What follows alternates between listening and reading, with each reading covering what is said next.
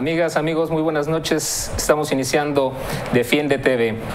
Nos da mucho gusto que nos acompañe. Recuerde que transmitimos en vivo a través de teleclic.tv y alcalorpolitico.com.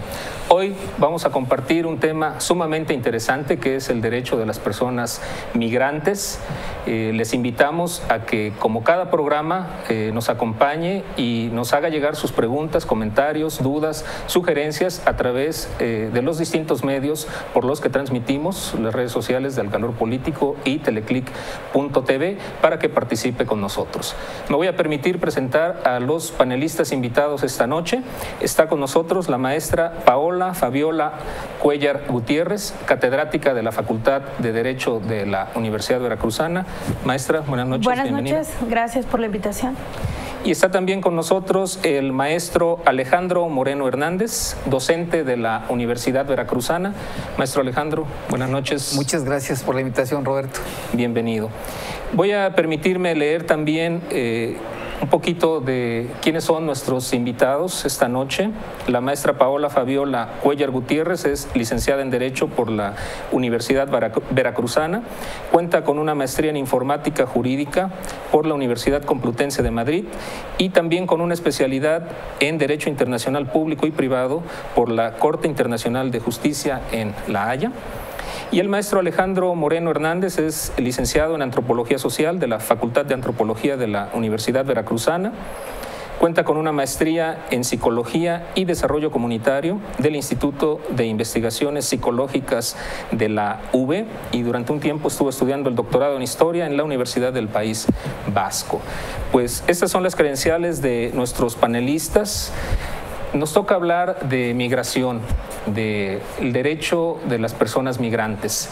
Sabemos que hay migración legal, que hay migración ilegal y bueno, dentro de este tema pues hay mucho material que podemos tocar esta noche, como la integridad personal, la dignidad personal, la no discriminación, la detención ilegal de personas migrantes y pues es por ello que le reiteramos la invitación para que nos acompañe con sus dudas, comentarios, preguntas, sugerencias. Me voy a permitir empezar preguntándole a la maestra Paola Cuellar pues que nos dé su punto de vista personal con relación a la migración. México es un país de tránsito o fue un país de tránsito durante mucho tiempo, gente principalmente de Centroamérica, que cruzaba nuestro país en busca de una mejor oportunidad en los Estados Unidos de Norteamérica, así como también en Canadá. Sin embargo, en la actualidad, pues dadas las circunstancias que se presentan, ya estamos también en México viviendo una situación de migración, repito, tanto legal como ilegal en el país. Maestra, si nos quisiera comentar. Sí, mire, la migración es un fenómeno que desafortunadamente se ha presentado desde hace muchos años a consecuencia de las condiciones económicas que se viven en lo que es Centroamérica y Sudamérica. Es muy común que los sudamericanos utilizaban de tránsito nuestro país para llegar a Estados Unidos y Canadá. Desafortunadamente las normas se han endureciendo cada día más y es más complicado ahora que entren a Estados Unidos de manera ilegal. ¿Por qué? Porque migración, tanto en México como en Estados Unidos, ya están más latentes para que no se haga ese cruce. Entonces, desafortunadamente, se quedan en México. Y nosotros en el estado de Veracruz es un fenómeno que ya empezamos a ver. Lo empezamos a ver en el puerto de Veracruz, aquí mismo en la ciudad de Jalapa podemos ver que ya tenemos migrantes que ya no logran llegar a lo que es al norte del país. Lo mismo sucede, por ejemplo, con los haitianos que se quedaron varados en Tijuana, que pretendían entrar a Estados Unidos, que de hecho iban a entrar, tenían la autorización, pero toma protesta Donald Trump y les impide la entrada y se quedan varados. Y Tijuana les ofrece un espacio para poder vivir en comunidad, pero no en condiciones óptimas. De hecho, las casitas que les empiezan a dar son casitas de madera y pues no es una zona viable para vivir porque de hecho es como en cerro y puede haber inundaciones y pueden morir al final. Entonces tampoco no es la mejor ubicación para ellos. Entonces ellos, al ver este problema que se les presenta también deciden establecerse en otras partes de lo que es el territorio mexicano, y han llegado a varios estados también. Es un fenómeno actual que ya nos acontece también a nosotros. Claro, y nos preocupa. Maestro Alejandro Moreno, en ese sentido, precisamente hablando de la migración como un fenómeno social, ¿cómo podemos hacer frente los veracruzanos, los mexicanos, a esta situación que estamos viviendo? En primer lugar, cómo valorar lo que está sucediendo, cómo entender cuáles son las razones que han llevado no solamente a que los centroamericanos vengan a México, sino que muchos mexicanos se vayan a los Estados Unidos, y que es un proceso en el cual lo que ha venido ocurriendo es que se vienen cometiendo una serie de atropellos en contra de los propios migrantes, tanto a los centroamericanos en México como a los mexicanos en Estados Unidos. Entender esto desde una óptica social implicaría, en primer lugar, pues valorar que la gente se va por necesidad. Es decir, no encuentra condiciones adecuadas para vivir en su país y se tiene que ir a donde pueda haber oportunidades de empleo. Y el hecho de que estemos recibiendo migrantes que se quedan ya en el país, incluyendo no solamente gente que busca trabajo, sino también algunas organizaciones como la Mara Salvatrucha, que genera problemas de violencia, nos tiene que llevar primero a generar lo que llamaríamos una cultura de los derechos humanos para comprender la migración. Es decir, en primer lugar, que todos los seres humanos, por el hecho de considerarnos seres humanos, tenemos un conjunto de derechos y libertades, entre ellos el de tránsito. Sin embargo, no se puede aplicar adecuadamente a las circunstancias en que vivimos, porque tampoco hay empleo. Y sin embargo, sí se presta a que los migrantes sean rechazados, discriminados, vejados, utilizados. Incluso han aparecido muchísimos lugares donde se han identificado migrantes que han sido asesinados. Entonces, no es fácil entenderlo, porque por una parte hay un derecho, pero por otro lado hay un problema severo de crisis social en un país como el nuestro, donde la situación económica tampoco es favorable. Entonces, ese es el reto que tenemos que plantearnos. ¿Qué actitud asumir frente a los migrantes, especialmente en un clima de inseguridad y de miedo? Sobre todo teniendo en cuenta que en México, pues de acuerdo a datos estadísticos, a información que se ha levantado, aproximadamente el 30% de la población en México tiene un familiar migrante. Es decir, que vive en un país extranjero o que ha vivido en un país extranjero. Y bueno, también quienes hemos vivido en un país extranjero, pues hemos enfrentado esta situación. Un primer punto que quisiera que comentáramos es el de que ya de alguna manera lo mencionó Alejandro, es el de la no discriminación, licenciada. ¿Qué nos puede decir al respecto? ¿Cómo sociedad, como mexicanos, cómo podemos hacer efectivo este valor de la no discriminación especialmente hacia el migrante? Bueno, cabe mencionar que en el artículo 1 constitucional de nuestra Constitución nos dice que todo extranjero debe de ser tratado igual que un mexicano. Pero discriminemos hasta nuestros pueblos indígenas. Y sabemos que no es así, desafortunadamente. Esto implica también un problema cultural que nosotros no estábamos acostumbrados.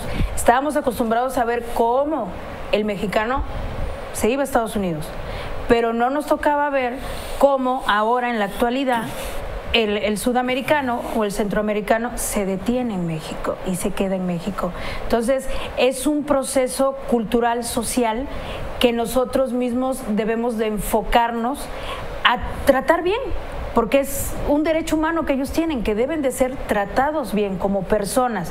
¿Por qué? Porque nuestra Constitución lo dice del 1 al 29. Todo extranjero que entre a territorio mexicano será tratado igual que un mexicano, mas sin embargo no lo hacemos.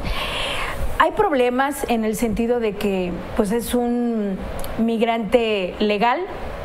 Bueno, si es legal, viene a lo mejor con su visado de trabajo, no hay problema ahí. Si es un migrante que trae permiso parcial, bueno, viene a estudiar, no hay problema. Viene de turista, va a estar 90 días en el país.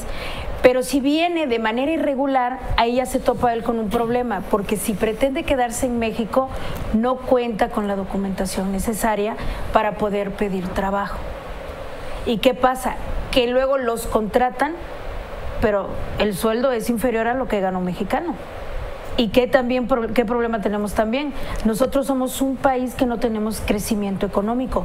Si no tenemos crecimiento económico, no estamos generando empleos. Si no estamos generando empleos para nosotros mismos como mexicanos, mucho menos vamos a poder generarle a un extranjero. A un extranjero.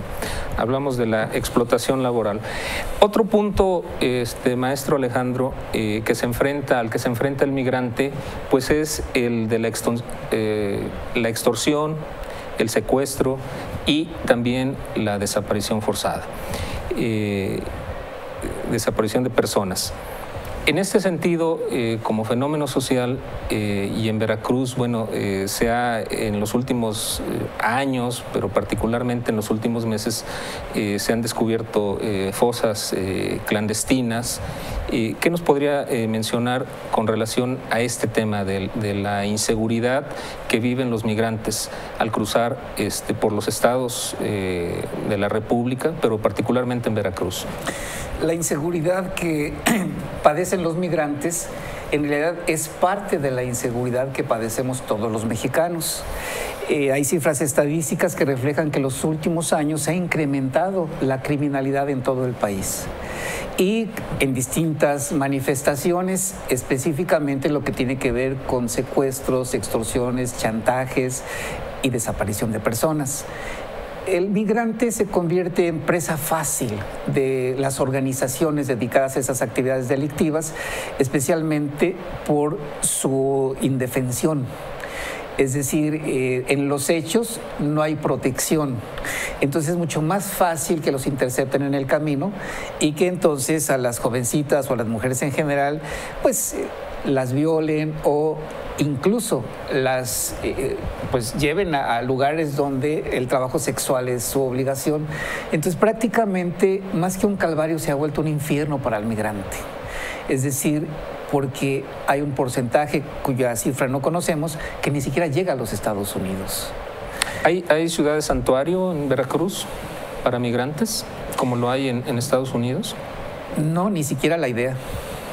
Es decir, todos estamos expuestos y en esa lógica el miedo es una situación que a todos nos ha llevado a encerrarnos más, a cuidarnos, especialmente a la familia y a los hijos. Y en esa situación es mucho más vulnerable la población migrante, está mucho más expuesta. Licenciada, nos comentaba con relación a la violencia que sufren niñas y mujeres, incluso menores migrantes.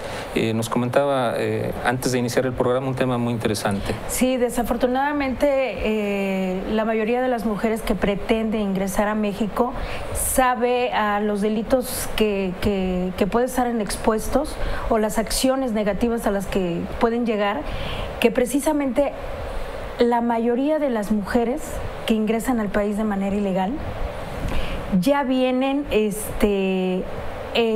inyectadas o previamente empezaron a tomar anticonceptivos porque saben que en su recorrido van a ser violadas o pueden ser violadas. O sea, saben que el porcentaje de caer en una violación es muy alto y ellas mismas empiezan a cuidarse antes de salir de su país. Ahora, si yo sufro una agresión sexual como la que está mencionando, ¿existen estadísticas con relación a las denuncias de este tipo por parte de migrantes? Sí hay. Sí. Cuando son encontradas, ellas mismas platican lo que les ha pasado. Han sido violadas y no solamente una vez, en varias ocasiones. Y pues lo que invitan es un embarazo, ¿no? Al final de cuentas. Y sí, las denuncias existen. Y con relación a esas denuncias, ¿existe estadística sobre la actuación de la autoridad? ¿Que nos pudiera compartir? La autoridad, como no está Estas denuncias no se hacen de manera inmediata. Tardan porque ellas pues van en el camino, en lo que llegan, les dan asistencia, empiezan a relatar. Sí hay denuncias, pero son denuncias que prácticamente podríamos decir que se quedan en el limbo porque ellas siguen su camino. Ya no hay seguimiento. Un seguimiento, siguen su camino. Okay. O algunas de ellas prefieren regresarse, son muy pocas, otras dicen yo sigo. Continúo. Y pueden ser menores de edad o ya personas adultas. Maestro Alejandro, también hay un fenómeno que se da de la migración, particularmente en los estados del norte del país, empresarios que por la violencia, por la inseguridad, también han migrado, por ejemplo, a los Estados Unidos. Efectivamente, así se ha venido dando en los últimos 15 años, especialmente de estados como Nuevo León o Tamaulipas, pero principalmente de la ciudad de Monterrey. Estaban tan expuestos especialmente a los secuestros que migraron, particularmente la ciudad de San Antonio. San Antonio es la ciudad una de las que más ha crecido en los últimos años, precisamente porque se llevan a su familia, se llevan a sus empresas, y es otra cara de la migración que generalmente no vemos. Es decir, allá generan empleos, los empleos que se dejan de generar aquí, lo cual incrementa la crisis. Precisamente era mi siguiente pregunta. ¿Qué repercusión tiene en la economía el que estos empresarios y sus empresas salgan del país? Pues, en primer lugar, fortalecen la economía de los Estados Unidos y afectan la generación de empleos y de inversiones en nuestro país. Sí hay un efecto negativo, podríamos decir. Definitivamente. Muy bien.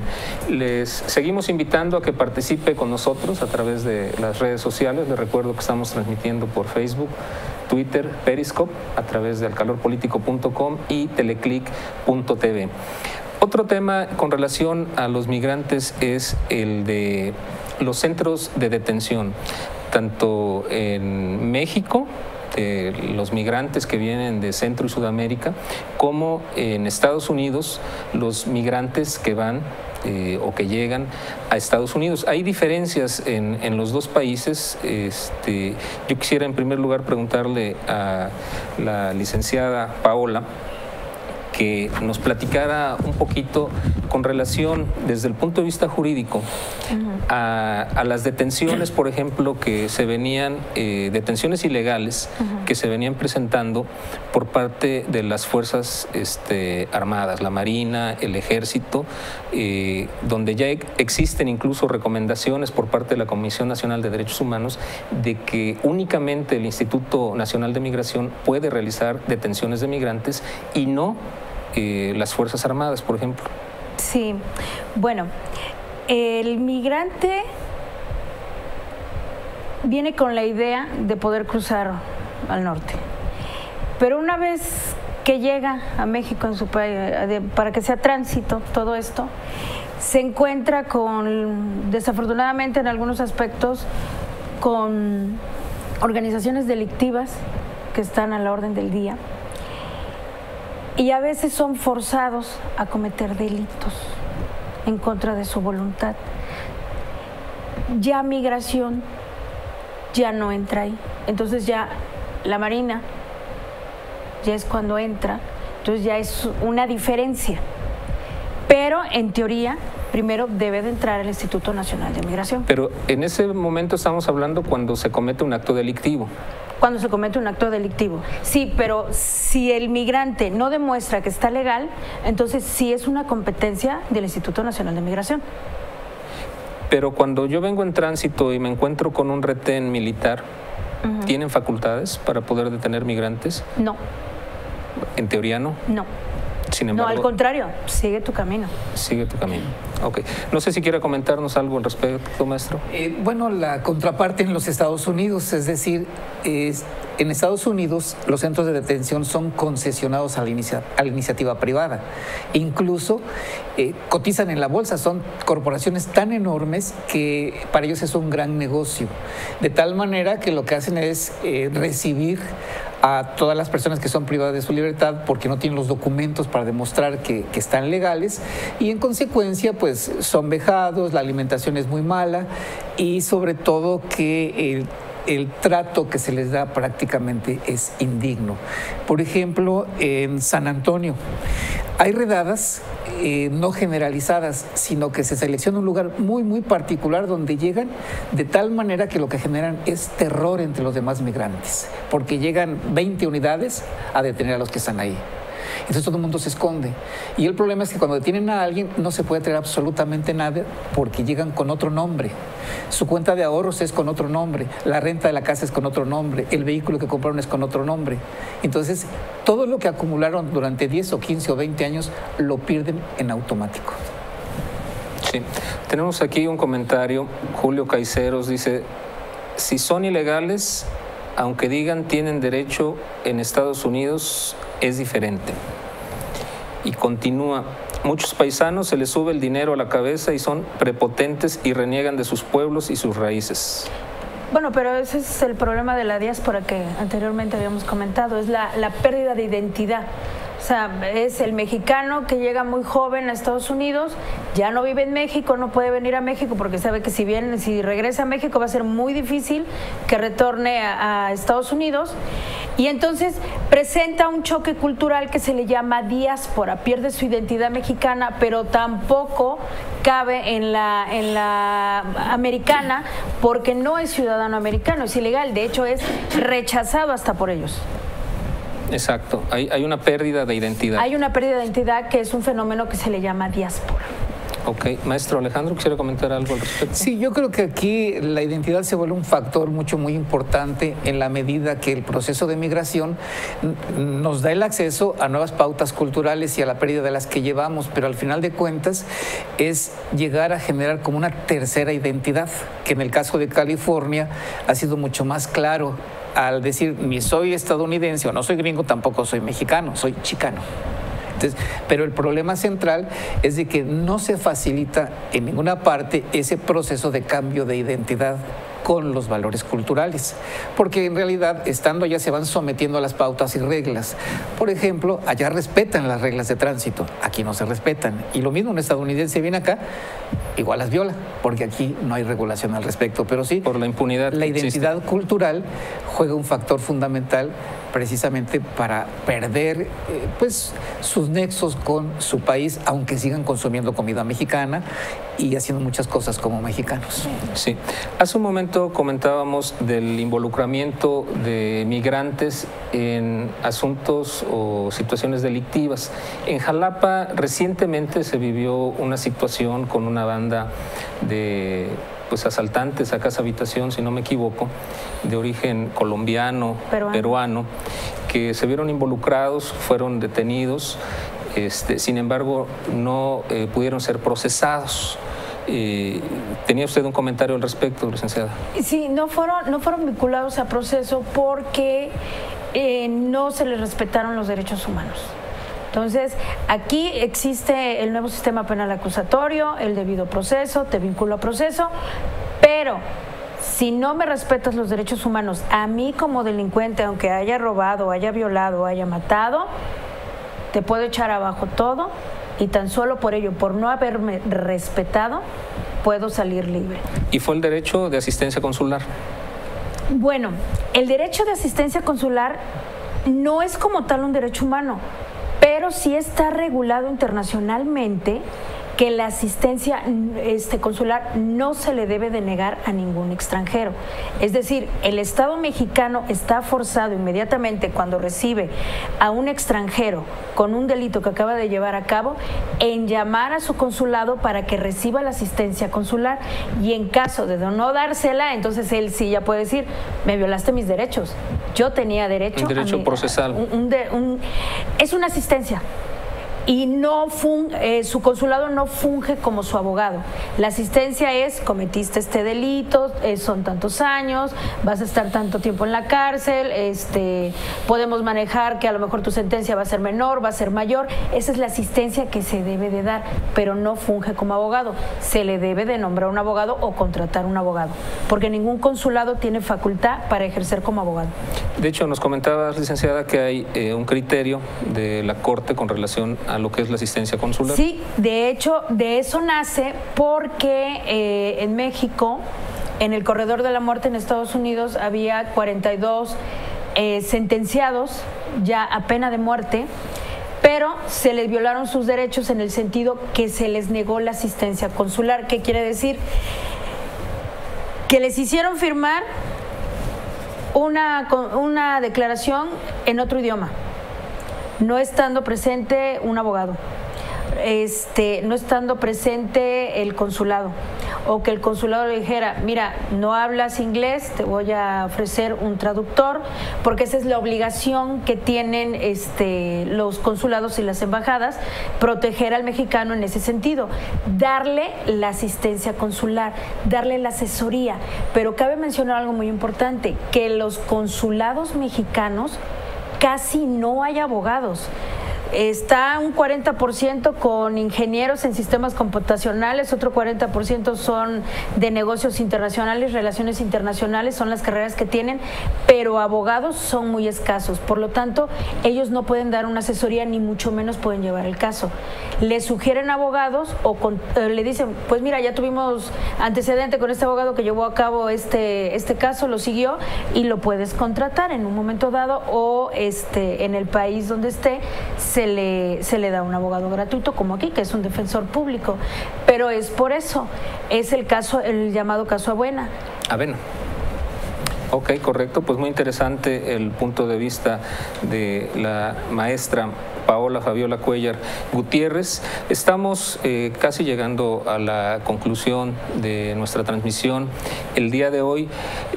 Maestro Alejandro, pues a manera de conclusión, este tema de migrantes pues es muy amplio, podríamos pasar mucho tiempo hablando sobre él, pero en sí, como mexicanos, como veracruzanos, ¿cómo debemos hacer frente a esta situación de la migración?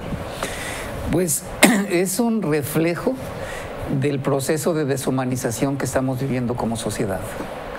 Es decir, la migración como proceso social para que la gente vaya a otro país a mejorar su calidad de vida prácticamente desapareció.